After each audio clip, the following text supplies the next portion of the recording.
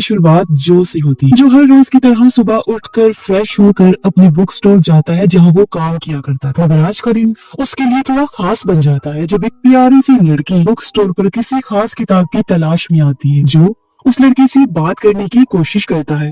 लड़की भी बहुत अच्छी आदत की थी और थोड़ी बहुत बातों में उनकी दोस्ती हो जाती है। लड़की अपना नाम ऐश बताती है और इसके बाद दोनों साथ में कॉफी पीने के लिए जाने लगते हैं। बातें करते करते जो ऐश के साथ एक सेल्फी भी लेता है ताकि वो अपनी इन खूबसूरत पलों को और यादगार बना सके। अगले दिन जो हर रोज की तरह सुबह उठकर बाहर जाता है, आज वो अपने खास दोस्त से मिलने में गया, जिसके बाद कैफे पर जाकर ऐश का इंतजार करने लगता है। तभी वो भी वहाँ पहुँच गई और दोनों एक दूसरे से मिलकर बहुत खुश होते हैं। बैठकर बातें करते वक्त जो ऐश से पूछता है कि तुम कौन सा काम करती हो, तब ऐश उससे बताने लगती है। लेकिन इसी बीच हम हंटर नाम के एक आदमी को देखते हैं जो सड़क पर चलते फिरते लोगों को मार रहा होता है। ऐश जो को कुछ समझाने की कोशिश करती है कि तभी वहाँ हंटर आ जाता है और अपनी जेब से बंदूक निकालकर ऐश को गोली मार देता है, जिससे वो वही खत्म हो गई। जो एकदम से हैरान परेशान हो जाता है और हंटर का पीछा करने लगा, लेकिन अगले ही पल हंटर वहाँ से बड़ी अजीब तरह से गायब हो जाता है। इस हादसे के बाद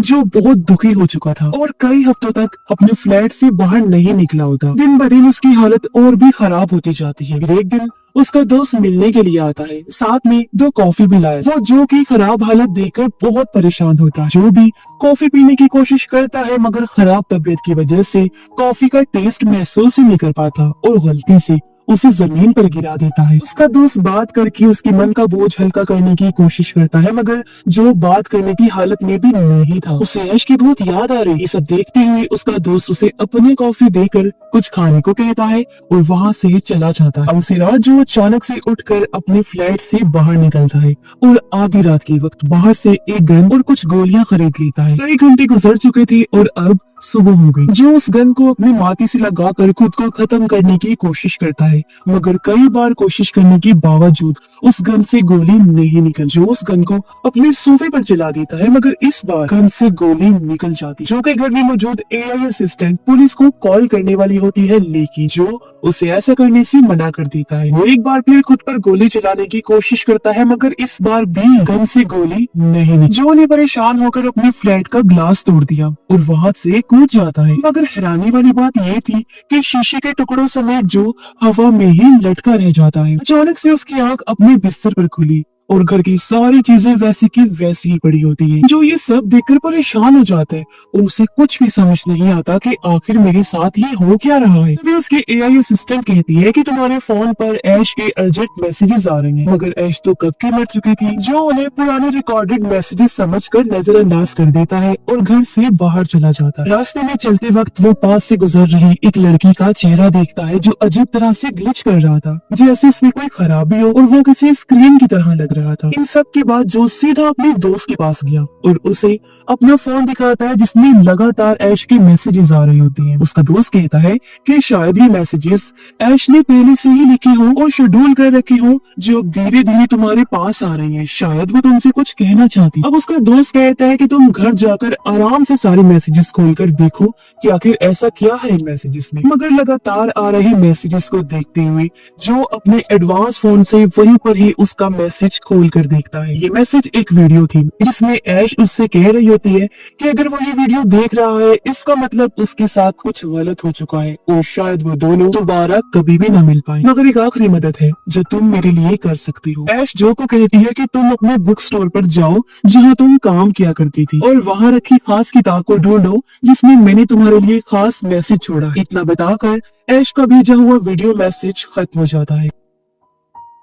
अब हम देखते हैं कुछ लोग जो कि हर एक हरकत पर बड़ी ही बारीकी से नजर रख रहे हैं। इसके बाद जो सीधा अपने बुक स्टोर गया जहां वो अपने कोलीग से उसके लिए आई हुई कोई बुक या पार्सल के बारे में पूछता है। उसकी कोलीग उसे एक रेड कलर की बुक देती है। उस बुक को लेकर जो स्टोर से बाहर निकल जाता है। बाहर उसने जैसे बुक को खोला उसमें सिर्फ एक लव लेटर था। जो जैसे उसे पढ़ता है अचानक से उसे झटका लगा, जिसके बाद वो वहाँ से अपने घर के लिए जाने लगता है। मगर तभी एक आदमी उसका पीछा करना शुरू कर देता है। अब हमें दिखाया जाता है कि जिस दुनिया में जो रह रहा है वो सिर्फ एक वीडियो गेम है जिसमें नकली दुनिया बनाई हुई है, जिसका कंट्रोल किसी बड़ी कंपनी के पास होता है और इस दुनिया को डिजिटल दुनिया कहेंगे। वो लोग इस डिजिटल यूनिवर्स में अपने दो आदमियों को भेजते हैं ताकि वो दोनों मिलकर जो को खत्म कर सके। इसलिए कंपनी के अब दोनों लोग ही जो का पीछा करते करते उसकी बिल्डिंग तक पहुंच जाते। जो को शक हुआ कि कोई उसका पीछा कर रहा है। वो अपने फ्लैट में घुसकर दरवाजा बंद करने की कोशिश करता है, लेकिन वो आदमी अपने पैरों से दरवाजे को ब्लॉक कर देता है, यानी कि दरवाजा बंद नहीं हो सकता था। आदमी अंदर घुस गया। जो उस पर गोली चलाने की कोशिश करता है, लेकिन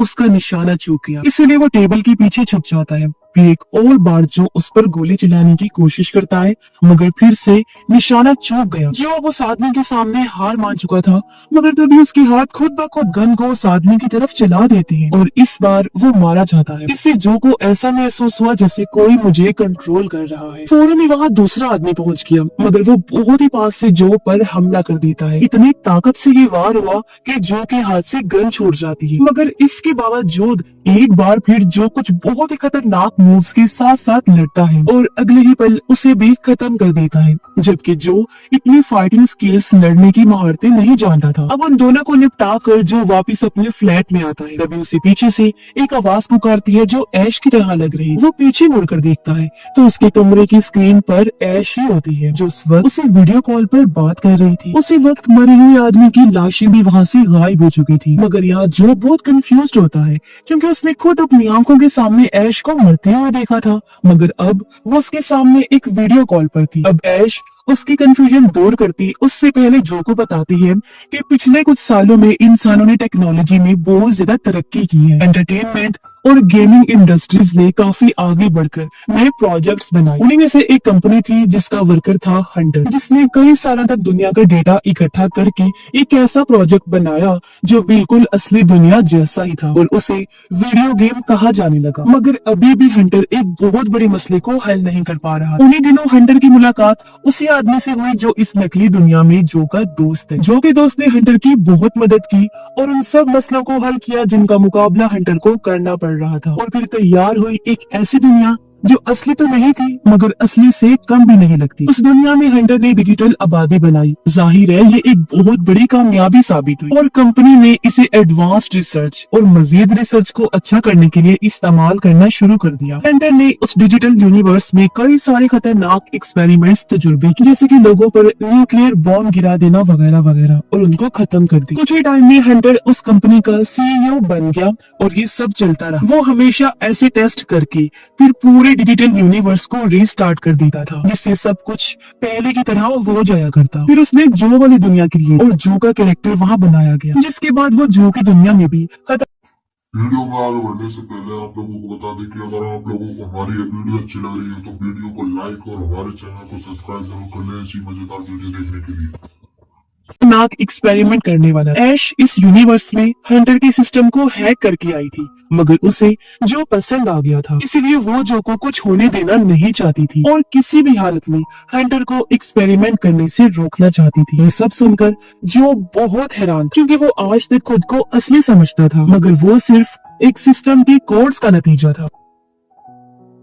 अब ऐश जो को हंटर की तस्वीरें दिखाती है और बताती है कि ये वही इंसान है जिसने उस दिन मुझे शूट करके मार दिया था जब मैं तुम्हारे साथ, और हंटर के साथ वो जो के दोस्त की तस्वीरें भी दिखाती है और बताती है कि तुम्हारे दोस्त ने शुरुआत में हंटर का साथ दिया, मगर बाद में उसकी हरकतों से परेशान होकर उसने हंटर के साथ काम करना बंद कर दिया और कहीं गायब सा हो गया। अब ऐश को उस सिस्टम से कुछ डेटा निकालने की जरूरत थी, मगर उसे मदद चाहिए थी जो सिर्फ जो का दोस्त ही कर सकता था। अब हम देखते हैं हंटर की टीम में काम कर रही लड़की को, जो उसकी मैनेजर थी।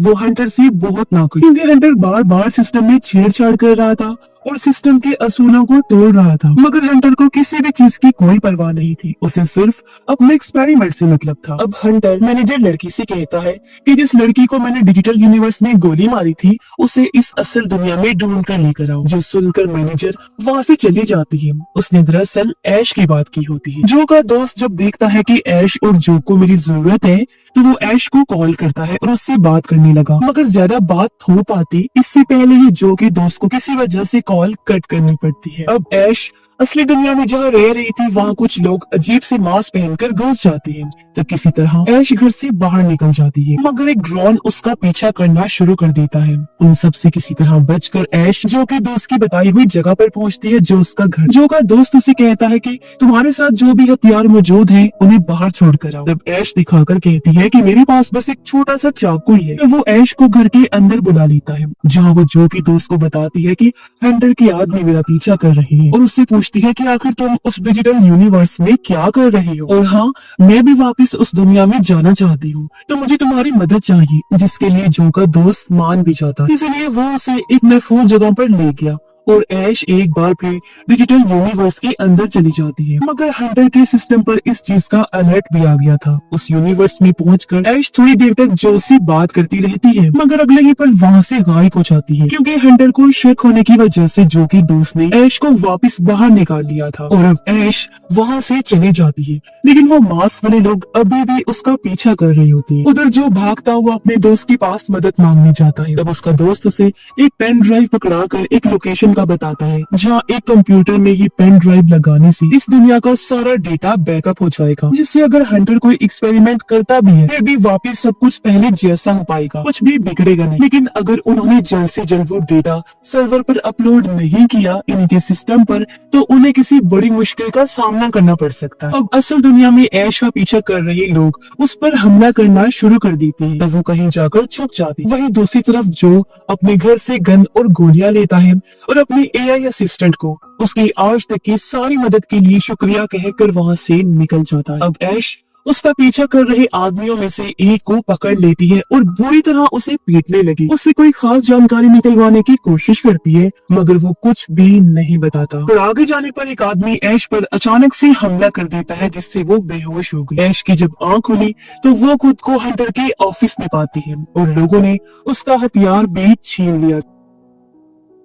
अब हंटर खुद डिजिटल यूनिवर्स के अंदर जाता है और जो के दोस्त से मिला। हंटर को उसकी हरकतों की वजह से उस पर बहुत गुस्सा आ रहा था, जबकि जो के दोस्त को भी ये बात बिल्कुल पसंद नहीं आ रही थी कि वो इस यूनिवर्स के लोगों को मार रहा है सिर्फ अपने कुछ फालतू के एक्सपेरिमेंट्स के लिए। मगर तभी बैठे बैठे जो के दोस्त को अचानक से कुछ होने लगा, जैसे उसका गला घुट रहा है। दरअसल असल दुनिया में हंटर के आदमियों ने उसे ढूंढ लिया था और उसका गला पकड़कर पीट रही थी, और अब वो उसे जान से मार कर वहाँ से चले जाती है। वहीं दूसरी तरफ जो अपने दोस्त की बताई हुई लोकेशन पर पहुँचता है और वैसा ही करता है जैसा उसके दोस्त ने करने को कहा था, जिससे हंटर की ऑफिस में रेड अलर्ट आने लगा, इनकी कोई खतरा है। इसीलिए जो को रोकने हंटर के दो आदमी वहाँ पहुँच जाते हैं। तब जो टाइम जाया ना करते हुए उस पेन ड्राइव को कंप्यूटर सिस्टम में लगा देता है, जिससे उसे साइड में एक लिस्ट नजर आई। वहाँ एंटर करने पर एक कबर्ड खुल गया, जिसके अंदर कई सारे हथियार होते हैं। जो उनमें से एक गन लेकर उन लोगों का इंतजार करने लगता है और उनके आते ही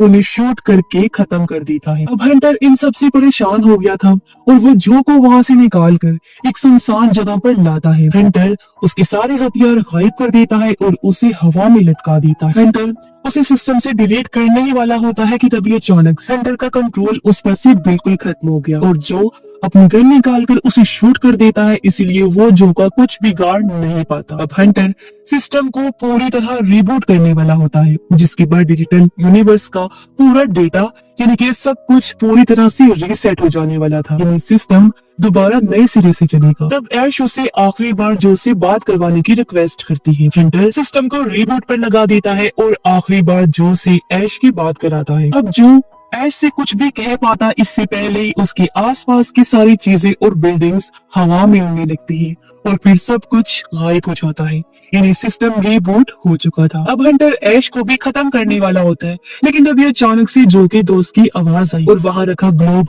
बहुत तेजी से हिलने लगता है। फिर पीछे की स्क्रीन पर वो नजर आने लगा, जिसे देखकर हंटर बहुत हैरान हो जाता है। तब जो का दोस्त कहता है कि मुझे देखकर हैरत हो रही है कि मैं जिंदा कैसे हूँ, जबकि तुमने तो मुझे अपने लोगों के हाथों मरवा दिया था। दरअसल कई साल पहले जब मैंने उस प्रोजेक्ट को पूरा करने में तुम्हारी मदद की थी, तब मेरे दिए हुए कोड्स में डिजिटल यूनिवर्स के कई सारे लेवल्स छुपे हुए, जिनमें से एक में मैं जिंदा हूँ और एक में जो जिंदा। अब वहाँ रखे ग्लोब के अलग अलग छोटे हिस्सों से जो असल दुनिया में आ जाता है और ऐश को मरने से बचा लेता है। अब जो हंटर पर बहुत ज्यादा गुस्सा होता है। हंटर का आदमी जो को शूट करने की कोशिश करता है, मगर मैनेजर जो पूरी तरह हंटर से परेशान थी उन लोगों की मदद करती है और जो हंटर को कई गोलियां मार कर बिल्डिंग की छत से नीचे गिरा देता है और इस तरह आखिरकार उसका खात्मा हो गया। इसके बाद जो और ऐश एक दूसरे से मिलते हैं और फिर से साथ में हो जाते हैं। वो लोग डिजिटल यूनिवर्स में जाकर एक बार फिर जो के दोस्त से मिलते हैं। तीनों ही बहुत खुश थे क्योंकि अब इस यूनिवर्स को रिबूट करने वाला कोई नहीं था और जो क्योंकि कोड वाला कैरेक्टर है और मरने के बाद उसका दोस्त भी ऐसा बन गया है, तो वो लोग वादा करते हैं कि एक दूसरे से मिलते रहेंगे। इसी के साथ ही इस फिल्म की कहानी भी यहीं पर खत्म।